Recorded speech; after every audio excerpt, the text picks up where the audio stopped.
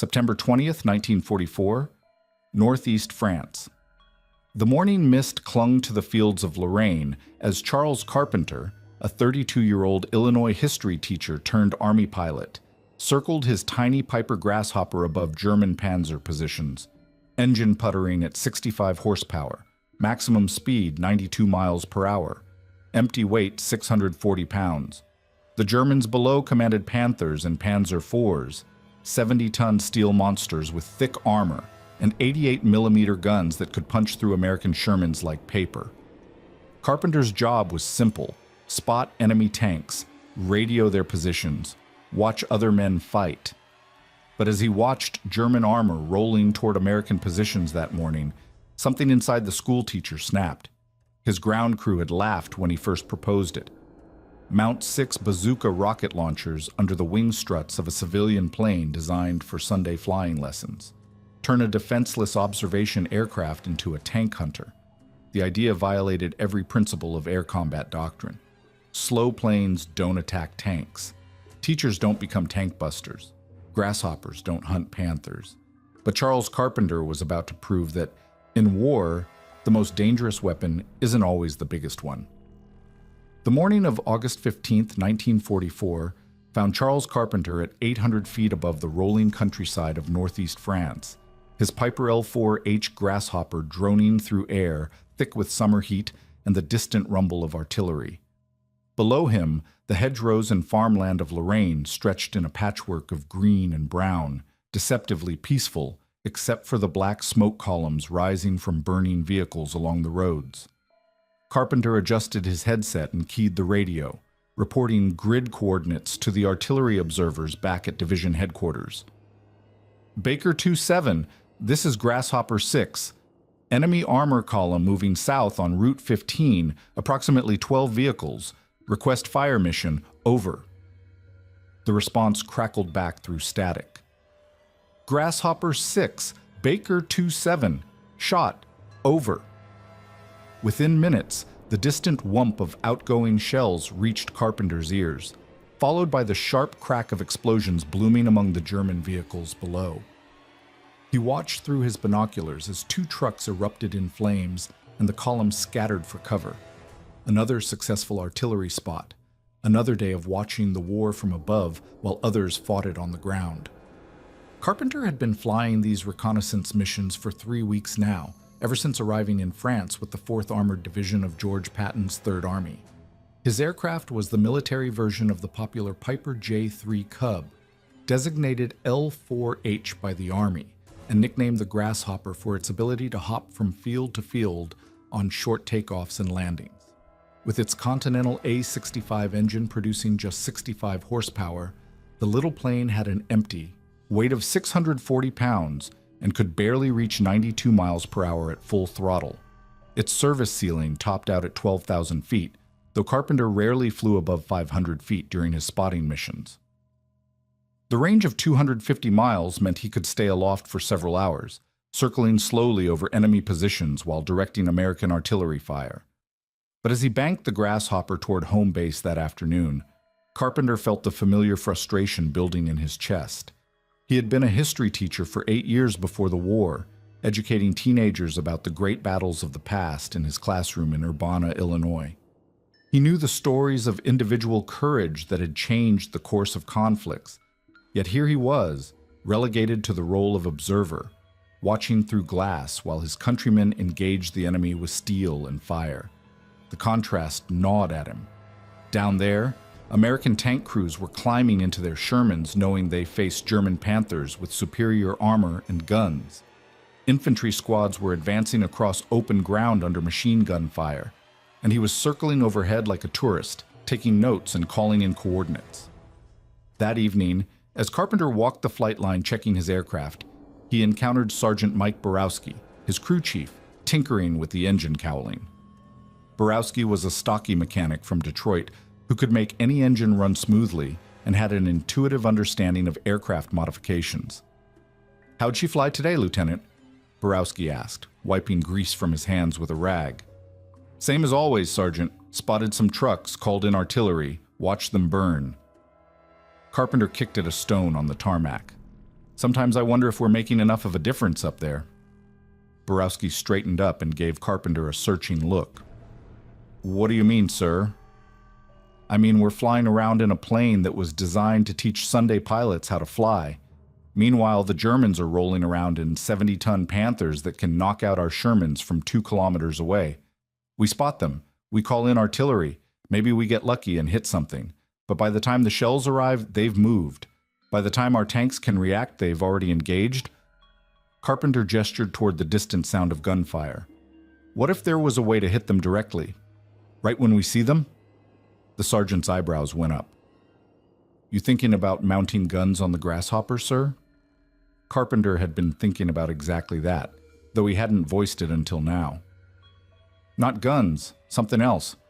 Those new bazooka rockets the infantry's been using. M1 rocket launchers. 2.36-inch warheads that can penetrate 3 inches of armor. Light enough for infantry to carry, which means light enough for an aircraft." Borowski whistled low. "That's not exactly standard doctrine, Lieutenant." "Since when has this war followed standard doctrine?" Carpenter pulled out a small notebook and began sketching rough diagrams. "Look, the Grasshopper can carry a useful load of about 460 pounds. 6 bazooka tubes would weigh maybe 60 pounds total. Mount them under the wing struts, 3 per side. Wire them for electrical firing from the cockpit. We could engage targets directly instead of waiting for artillery." The idea was audacious and completely outside established procedures. Army Air Force's doctrine called for dedicated attack aircraft, like the P-47 Thunderbolt, to handle anti-tank missions. The Grasshopper was classified as an observation and liaison aircraft, unarmed and unarmored. But Carpenter had spent enough time over the battlefield to understand the tactical realities. Fast fighters often couldn't locate camouflage targets that were visible to a slow-flying observer. By the time fighter bombers arrived at coordinates radioed from a spotter plane, enemy vehicles had frequently moved or taken cover. A weapons-capable observation aircraft could strike immediately upon target acquisition. Over the next several days, Carpenter refined his concept and quietly discussed it with other pilots in his unit. The reactions ranged from skeptical to enthusiastic. Captain Jerry Thompson, a former crop duster from Kansas, thought the modification was brilliant. "Hell, Charlie, we're already getting shot at every time we fly over German positions. Might as well shoot back." But Major William Hayes, the squadron operations officer, worried about weight and balance issues. "That little cub wasn't designed to carry external stores. You mount rockets under those wings, and you're going to change the whole flight envelope." Carpenter had anticipated this objection. The L-4H had been designed with a safety margin that would accommodate the additional weight of 6 bazooka launchers. More importantly, the aircraft's slow speed and excellent low-speed handling characteristics would actually be advantages in a tank hunting role. Unlike fast fighters that had to make high-speed attack runs, the Grasshopper could loiter over target areas, identify specific threats, and engage them with precision. By early September, as German resistance in the Lorraine region began to stiffen and American armor faced increasingly determined counterattacks, Carpenter's frustration reached a breaking point. During a morning reconnaissance mission on September 5th, he observed a company of German Panther tanks positioning themselves in a tree line overlooking a road that American supply convoys used daily. He dutifully reported the coordinates and requested artillery fire, but the rounds fell short due to poor visibility and range estimation. Later that afternoon, he learned that the same Panther company had ambushed a supply convoy, destroying 4 trucks and killing 11 American soldiers. That evening, Carpenter made his decision. He approached Sergeant Borowski with detailed sketches and specifications for mounting M1 bazooka launchers on the Grasshopper. "I want to stop being a spectator, Mike. Can you make this work?" Borowski studied the drawings carefully, then looked up with a grin. "Give me a week, Lieutenant, and maybe we should give her a name when we're done. Something that lets the Krauts know we're not just sightseeing anymore." Carpenter nodded, already visualizing the small aircraft transformed from observer to hunter.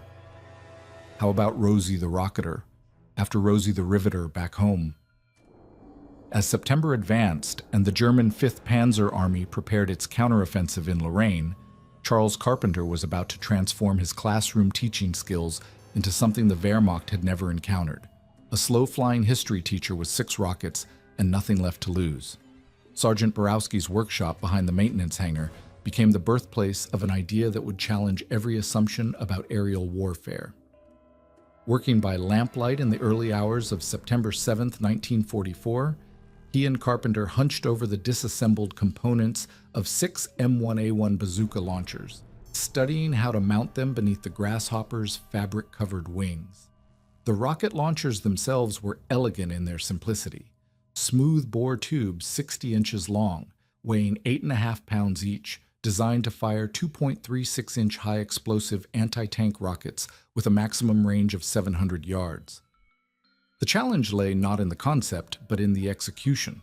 The Piper L4H had been engineered for genteel observation duties, its wing struts designed to support only the aircraft's own weight and modest cargo loads. Borowski calculated that 6 launchers plus their mounting hardware would add approximately 60 pounds to the aircraft's empty weight, well within the Grasshopper's 460-pound useful load capacity. But the distribution of that weight concerned him. Unlike bombs carried on a fighter's centerline, the bazookas would be mounted outboard on the wing struts, creating new stress points and potentially affecting the aircraft's handling characteristics. Working with Corporal Danny Kowalski, an ordnance specialist who had joined the project with enthusiasm bordering on obsession, Borowski fabricated custom mounting brackets from salvaged aluminum stock. Each bracket would hold 3 launcher tubes in a triangular arrangement, positioned to clear the wing struts and landing gear while maintaining the aircraft's ground clearance. The electrical firing system proved more complex than anticipated. Standard bazooka triggers were designed for handheld operation, not remote firing from a cockpit. Kowalski solved this by wiring solenoid actuators to each launcher, connected to a simple switch panel that Carpenter could operate while maintaining control of the aircraft. By September 10th, the first test installation was complete. The Grasshopper sat in the maintenance hangar looking like a hybrid between a civilian trainer and a weapon of war. 6 olive-drab tubes protruding from beneath its wings like the stingers of an oversized wasp. Carpenter conducted taxi tests first, rolling the aircraft slowly around the airfield perimeter to check for ground handling changes. The additional weight was noticeable, but not problematic. The Grasshopper's tricycle landing gear absorbed the extra load without difficulty, and steering remained responsive. The first flight test came on September 11th, with Carpenter lifting off just after dawn when the air was still cool and stable. He climbed cautiously to 1,500 feet, well above small arms range but low enough to assess the aircraft's behavior. The Grasshopper flew differently now, more nose-heavy with the forward-mounted rockets, requiring constant back pressure on the stick to maintain level flight. But the change was manageable, and more importantly, the aircraft's legendary low-speed stability remained intact. At 60 miles per hour, the modified Grasshopper still handled like the docile trainer it had been designed to be. Word of the project spread quickly through the 4th Armored Division, despite Carpenter's attempts at secrecy. Pilots, mechanics, and ground officers found excuses to visit the maintenance hangar, ostensibly checking on routine repairs, but actually gawking at the weaponized Cub. Reactions ranged from admiration to disbelief. Captain Jerry Thompson examined the installation with professional interest, running his hands along the mounting brackets and electrical connections. "This is either brilliant or insane, Charlie. Maybe both." Major William Hayes arrived unannounced on the afternoon of September 12th, his expression unreadable as he circled the aircraft. Carpenter braced himself for official disapproval, possibly even orders to remove the modifications. Instead, Hayes surprised him. "Lieutenant, I've been flying for 15 years and I've never seen anything like this. It violates about 12 different technical orders and probably voids the aircraft's airworthiness certificate. But given what we're facing in this sector, I'm inclined to let you proceed, unofficially." The qualification was important. Hayes could not officially authorize the modification of a military aircraft outside proper channels, but he could avoid reporting it up the chain of command for a reasonable period. "You get 1 week to prove this concept, Carpenter. If it works, I'll find a way to make it official. If it doesn't, we dismantle everything and pretend it never happened." Carpenter's first combat mission with the armed Grasshopper came on September 14th during a routine reconnaissance sweep over German positions south of Nancy. He had christened the aircraft Rosie the Rocketer 2 days earlier, painting the name in bold red letters along the fuselage cowling. The artwork, contributed by Corporal Eddie Martinez from the Division's sign painting detachment, depicted a determined woman in work clothes holding a rocket launcher, an aerial version of the famous Rosie the Riveter poster that symbolized American industrial might. Flying at 800 feet in scattered clouds, Carpenter spotted a German supply convoy moving along a secondary road. 4 trucks escorted by 2 armored cars. Standard procedure would have been to report the sighting and request artillery or airstrikes. Instead, Carpenter descended to 300 feet and lined up for an attack run. The bazooka rockets had no sophisticated guidance system, relying on the pilot's judgment for range and deflection. At 200 yards, Carpenter pressed the first firing switch. The rocket ignited with a brilliant flash and a trail of white smoke, streaking toward the lead truck with surprising accuracy. The warhead detonated against the vehicle's cab in a burst of orange flame and black smoke. Carpenter immediately pulled up and banked left, avoiding the light anti-aircraft fire that began reaching up from the convoy. He circled wide and made a second pass, firing 2 more rockets at the armored cars. One missed entirely, exploding harmlessly in a field. The other struck the second armored car's rear deck, disabling the vehicle and sending its crew scrambling for cover. By the time Carpenter completed his third pass, the convoy had scattered into the woods, leaving 2 vehicles burning on the road. He returned to base with 3 rockets remaining and a detailed report of the engagement. More importantly, he had proven that a lightly armed observation aircraft could engage and destroy enemy targets without waiting for support from artillery or fighter bombers. The success of September 14th energized everyone involved in the project. Sergeant Borowski began work on improved mounting brackets that would allow for quicker rocket reloading between missions. Corporal Kowalski experimented with different electrical firing sequences, enabling Carpenter to fire single rockets or multiple salvos as tactical situations demanded. Ground crews practiced rapid turnaround procedures, calculating that they could reload all 6 launchers and refuel the Grasshopper in under 20 minutes. But the real test would come soon enough. Intelligence reports indicated that German armor concentrations in the Lorraine region were building toward a major counteroffensive. The 5th Panzer Army under General Hasso von Manteuffel was massing hundreds of tanks and assault guns for an attack designed to recapture the vital crossroads at Ericourt and drive American forces back across the Moselle River. In that coming battle, Carpenter's modified Grasshopper would face its ultimate trial, not isolated supply convoys on quiet roads, but massed formations of Panther and Panzer IV tanks supported by dedicated anti-aircraft weapons.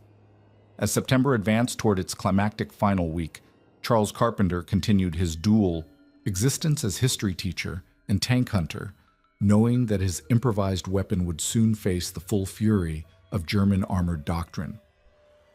The little cub that had started as a Sunday flying trainer was about to engage some of the most advanced military technology in the world, armed with nothing more than 6 rockets and the determination of an Illinois educator who refused to remain a spectator in his own war.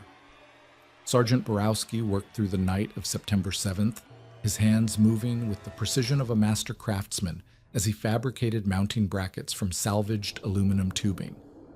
The ordnance shed behind the 4th Armored Division's maintenance area had become an impromptu engineering laboratory littered with blueprints, metal shavings, and 6 M1A1 bazooka launchers that Borowski had requisitioned through creative paperwork. The launchers themselves were elegant in their simplicity. Smooth-bore tubes, measuring 4.5 feet long, designed to fire 2.36-inch high-explosive anti-tank rockets. Each tube weighed just 13 pounds empty, and the electrical firing mechanism could be adapted to work with aircraft wiring systems. Carpenter arrived at dawn to find Borowski making final adjustments to the wing-mounted brackets. The sergeant had engineered a solution that attached 3 launchers to each wing strut using aluminum clamps and steel cable supports, distributing the weight evenly to avoid stress concentration. The beauty of this setup, Borowski explained, pointing to the mounting system, is that we're not permanently modifying the aircraft structure. These brackets can be removed and the Grasshopper goes back to being a standard liaison bird. The electrical system presented the most complex challenge. Each bazooka launcher required individual firing circuits that could be controlled from the cockpit without interfering with the aircraft's existing electrical systems. Borowski had wired 6 toggle switches to a small panel mounted on the instrument cluster, each labeled with a number corresponding to its launcher position. You flip the switch, the circuit closes, and the rocket fires, he said, demonstrating the mechanism. Simple as turning on a light bulb. By September 10th, the modified Grasshopper was ready for ground testing. Carpenter climbed into the cockpit and started the Continental engine, listening to its familiar 65 horsepower rumble while checking the new control panel. The additional weight of the launchers and their mounting hardware totaled 78 pounds, well within the aircraft's 460-pound useful load capacity. More importantly, the weight was positioned close to the aircraft's center of gravity, minimizing handling changes. The first test flight revealed that the Grasshopper's flight characteristics remained remarkably stable despite its unconventional armament. The aircraft's stall speed increased from 38 to 42 miles per hour with the external load, but its legendary slow flight capabilities were unimpaired. Carpenter could still maintain controlled flight at speeds that would stall most military aircraft, a crucial advantage for target identification and precise weapons delivery. Captain Thompson joined Carpenter for the first live fire test on September 12th, using abandoned German vehicles as targets in a field outside Luneville. The test revealed both the potential and limitations of the improvised weapons system. The M1A1 rockets, designed for shoulder-fired use against armored vehicles, retained their effectiveness when fired from aircraft. A direct hit on a derelict Panzer IV penetrated the side armor and detonated inside the fighting compartment with devastating effect. However, accuracy at typical engagement ranges of 100 to 200 meters required careful aim and steady flight, skills that Carpenter had developed through weeks of precision flying during artillery spotting missions. The sound signature of the rocket-armed Grasshopper was distinctive and unsettling. Unlike the sharp crack of conventional aircraft guns, the bazooka rockets produced a hollow whoosh, followed by the violent crash of their high-explosive warheads. German soldiers who later encountered Rosie the Rocketer would describe the psychological impact of this unusual acoustic signature, comparing it to the sound of approaching doom delivered by an impossibly slow and vulnerable aircraft. Word of Carpenter's innovation spread quickly through the 4th Armored Division, generating reactions that ranged from admiration to skepticism. Brigadier General Bruce Clark, commanding Combat Command A, initially expressed reservations about unauthorized aircraft modifications. "Lieutenant, what you've done here is impressive, but it's also completely outside established doctrine. If this goes wrong, we could lose a valuable observation asset and an experienced pilot." Carpenter's response reflected his background as an educator accustomed to defending unconventional approaches. "General, with respect, established doctrine assumes we have unlimited air support and perfect coordination between observation and attack aircraft. The reality is that we're often operating in weather conditions that ground the Thunderbolts, and by the time fighter bombers respond to our target reports, the Germans have moved or taken cover. This system allows immediate engagement while the target is still visible and vulnerable." The tactical logic was compelling. German armor commanders had learned to exploit the time delay between Allied reconnaissance and attack missions. Panzer units would expose themselves only long enough to engage American forces, then quickly relocate to prepared positions before Allied fighter bombers could respond. A weapons-capable observation aircraft eliminated this tactical advantage by compressing the sensor-to-shooter timeline to mere seconds. Clark's concerns about safety and survivability proved prescient. The Grasshopper's slow speed, which was an advantage for target acquisition, also made it extremely vulnerable to ground fire. Unlike armored attack aircraft, the L-4H offered no protection for its pilot beyond the thin aluminum skin of its fuselage. A single rifle bullet or shell fragment could disable the aircraft or kill its occupant.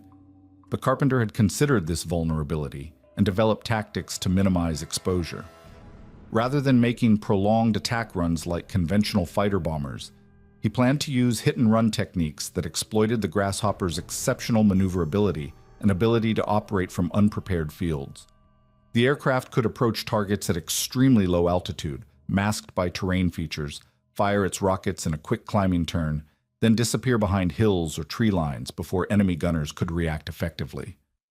The painting of Rosie the Rocketer on the aircraft's fuselage represented more than simple nose art. The name deliberately invoked Rosie the Riveter, the iconic symbol of American industrial mobilization and home front determination. Just as factory workers had transformed civilian production lines to manufacture weapons of war, Carpenter had transformed a civilian training aircraft into an instrument of combat.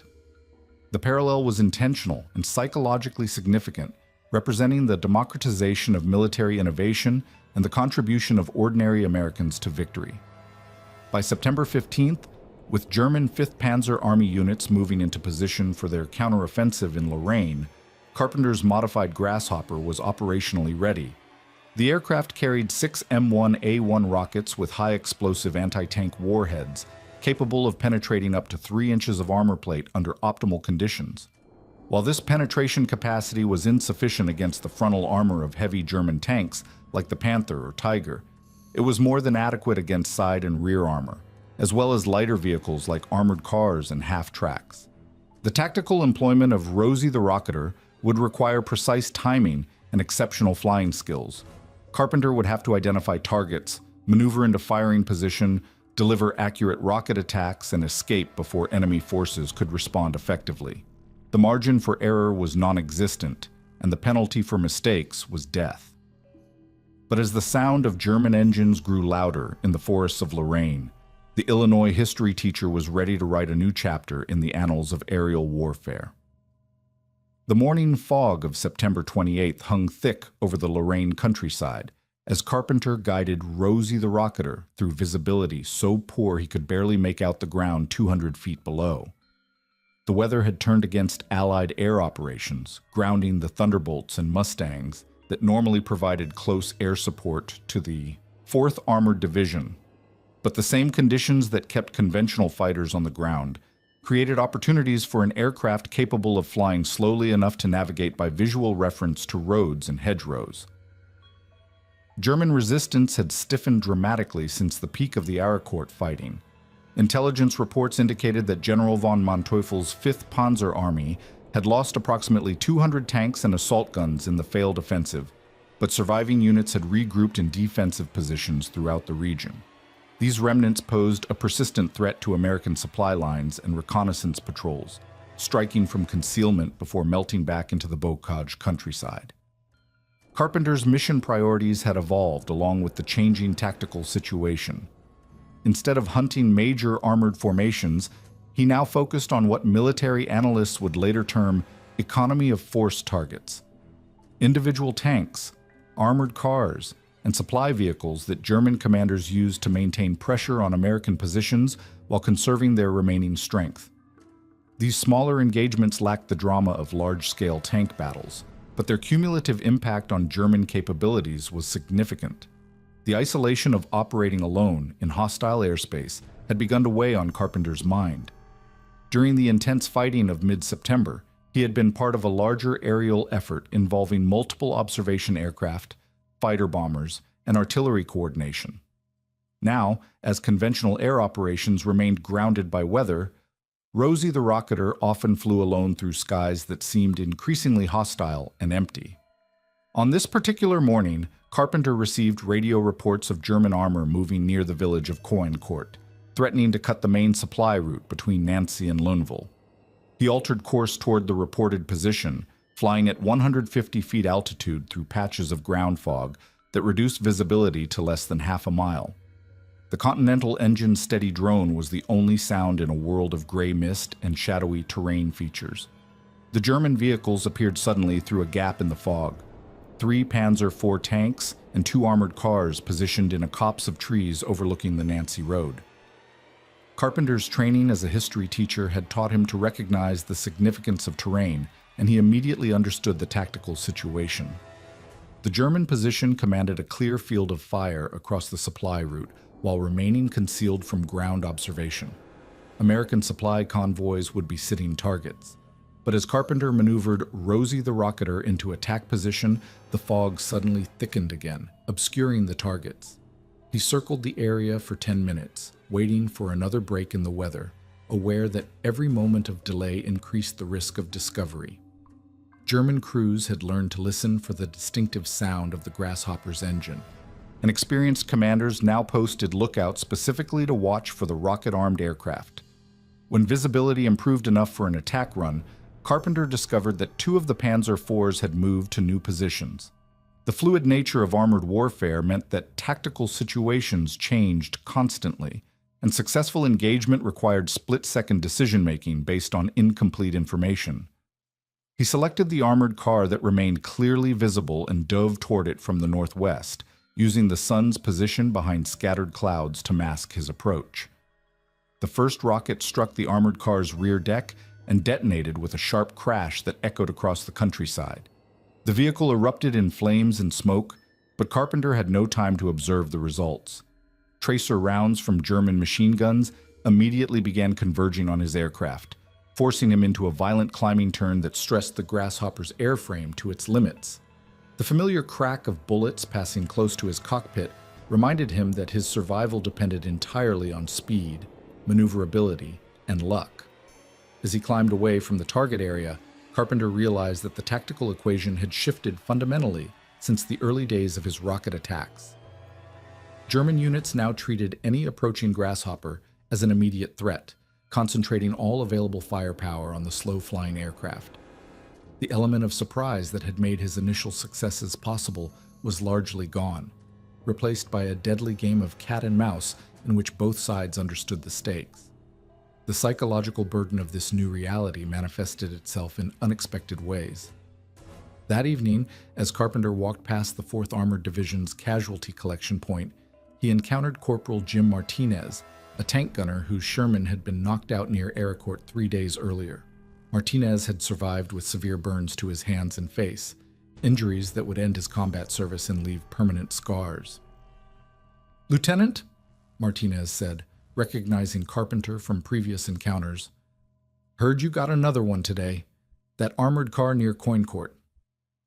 Carpenter nodded, uncomfortable with the conversation but unwilling to dismiss a wounded soldier's attempt at connection. "Just doing my job, Corporal. Same as you." "Not the same, sir. When we engage enemy armor, it's usually because we have to. Tank versus tank, somebody's going to get hurt. But you go looking for them in that little plane. You choose to get close enough to make it personal." Martinez paused, struggling with words that seemed inadequate for the experience he was trying to communicate. "I wanted you to know that matters. To those of us on the ground, it matters that somebody's willing to take that risk." The exchange forced Carpenter to confront a truth he had been avoiding. His improvised war against German armor was fundamentally different from the institutional violence of conventional military operations. Tank crews followed orders and engaged targets assigned by higher headquarters. Artillery observers directed fires from positions of relative safety. But climbing into Rosie the Rocketer each morning represented a personal choice to seek out and destroy enemy forces at point-blank range, accepting levels of risk that military doctrine would normally distribute across multiple platforms and personnel. The mathematics of attrition were also working against continued operations. 6 confirmed tank kills represented a significant tactical achievement for a single pilot and aircraft, but the German armored units in Lorraine still possessed dozens of vehicles capable of threatening American operations. Meanwhile, Rosie the Rocketer remained a single point of failure. One lucky shot or mechanical malfunction would eliminate the entire capability that Carpenter had created through innovation and determination. More troubling was the growing realization that his individual contributions, however tactically significant, could not fundamentally alter the strategic balance in Lorraine. The war remained a contest between industrial systems rather than individual heroes, and ultimate victory would depend on America's ability to produce and deploy overwhelming material superiority rather than tactical brilliance. On September 30th, as autumn rains began to turn the roads of Lorraine into muddy channels that bogged down both American and German vehicles, Carpenter received orders that reflected this larger reality. The 4th Armored Division was being reorganized for the next phase of operations, and conventional air support was becoming available again as weather conditions improved. Rosie the Rocketer would continue flying missions, but as part of a coordinated effort involving multiple aircraft types, rather than the solo hunter-killer role that had defined her recent operations. The transition represented both relief and loss for Carpenter.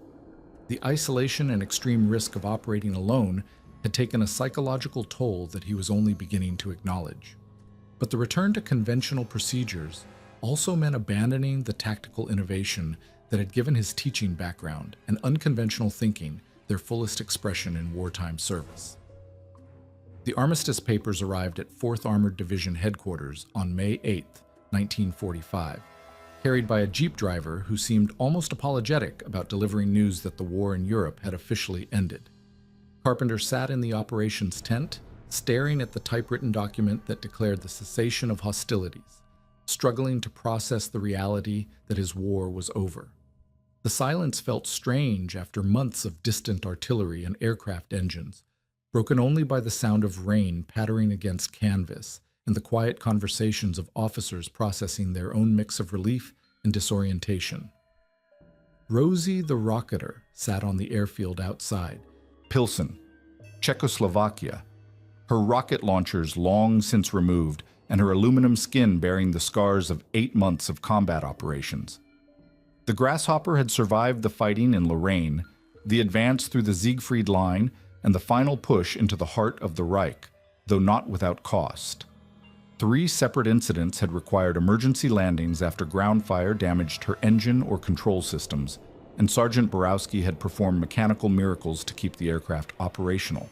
The official records credited Carpenter with 6 German tanks destroyed, a figure that reflected only confirmed kills witnessed by ground troops or corroborated by post-battle damage assessment. The actual number was almost certainly higher, given the nature of his hit-and-run tactics and the chaos of fluid combat situations.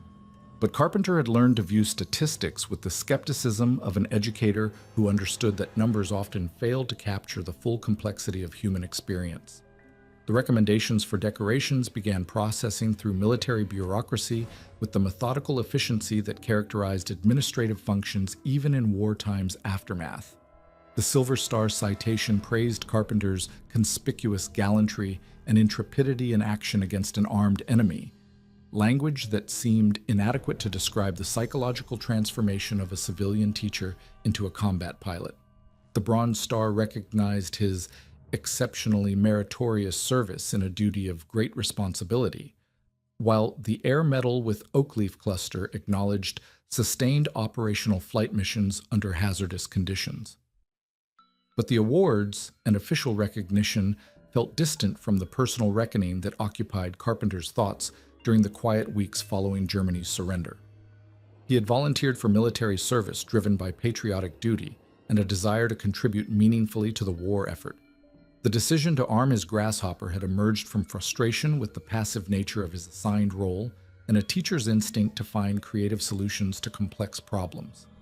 Yet the consequences of those decisions had transformed him in ways he was still struggling to understand. The process of demobilization revealed the extent of that transformation. During processing interviews with Army psychiatrists, Carpenter found himself unable to articulate the experience of flying alone over hostile territory, hunting enemy armor with improvised weapons while accepting levels of personal risk that peacetime logic would consider irrational.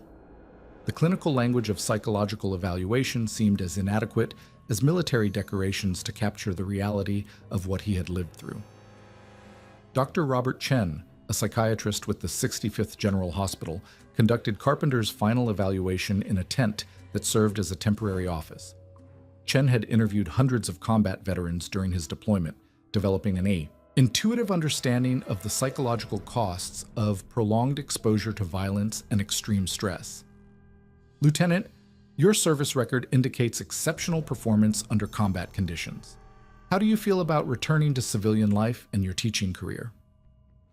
Carpenter considered the question carefully, recognizing its importance for his official clearance to return home. Doctor, I spent 8 years before the war teaching high school students about historical battles and the individuals who shaped military outcomes.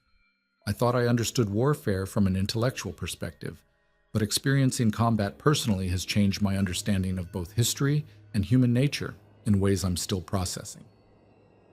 The conversation continued for nearly an hour, touching on topics that ranged from combat stress reactions to the challenges of readjusting to peacetime routines. Chen's notes would later reflect his assessment that Carpenter showed normal responses to abnormal experiences and was well suited for successful reintegration into civilian society. But the psychiatrist also recognized something that the lieutenant himself was beginning to understand. The war had fundamentally altered his perspective on the relationship between individual initiative and institutional power. The journey home began in June, aboard a Liberty ship that carried over 2,000 soldiers across an Atlantic Ocean that no longer harbored enemy submarines. Carpenter spent much of the voyage on deck, watching the endless expanse of water and reflecting on the distance between his current situation and the classroom in Urbana, Illinois, where he would soon resume teaching American history to teenagers who had experienced the war only through newspaper headlines and radio broadcasts.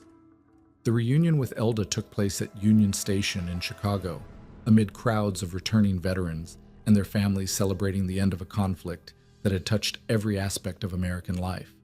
She had aged during his absence, her face showing the strain of uncertainty and worry that military wives had carried throughout the war years. But her smile as he stepped off the train carried the genuine warmth that had sustained their relationship through separation and the constant fear that he might not return. "You look different," she said as they embraced, her observation carrying layers of meaning that neither of them was ready to explore fully. "Older, maybe. More serious." Carpenter nodded, understanding that physical appearance was only the most visible manifestation of changes that went much deeper. "The war changed a lot of things, Elda. I'm still figuring out what that means for us and for what comes next." The return to teaching that fall brought unexpected challenges. Standing before classes of 16 and 17-year-old students who viewed the recently ended conflict as ancient history, Carpenter found himself struggling to bridge the gap between textbook descriptions of military campaigns and his personal knowledge of what warfare actually entailed. The academic language that had once seemed adequate for describing battles now felt sanitized and misleading when applied to experiences he had lived through. His approach to curriculum gradually evolved to incorporate lessons that emphasized the human costs of conflict and the individual decisions that shaped historical outcomes.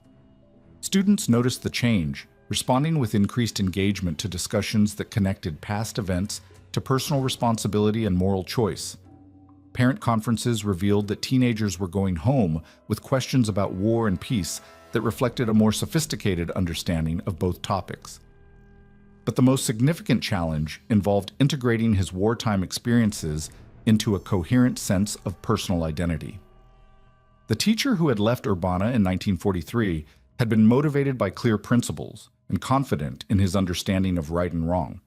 The veteran who returned had maintained those core values while developing a more complex appreciation for the ambiguity that characterized most real-world situations. The restoration of Rosie the Rocketer became a project that occupied Carpenter's weekends and summer vacations throughout the late 1950s and early 60s. Working with local mechanics and aviation enthusiasts, he gradually returned the aircraft to display condition, though without the rocket launchers that had defined her wartime service. The process provided a tangible connection to his military experience while creating something that could educate future generations about the ingenuity and determination that had characterized the American war effort. When Charles Carpenter died of a heart attack in 1966 at age 53, his funeral was attended by former students, teaching colleagues, and veterans of the 4th Armored Division who remembered the school teacher who had transformed a civilian training plane into a weapon of war. The restored Grasshopper, by then on display at the American Heritage Museum, stood as a testament to the principle that had guided his life both in and out of uniform. The belief that ordinary individuals, when confronted with extraordinary circumstances, could find ways to make a difference through courage, creativity, and commitment to something larger than themselves.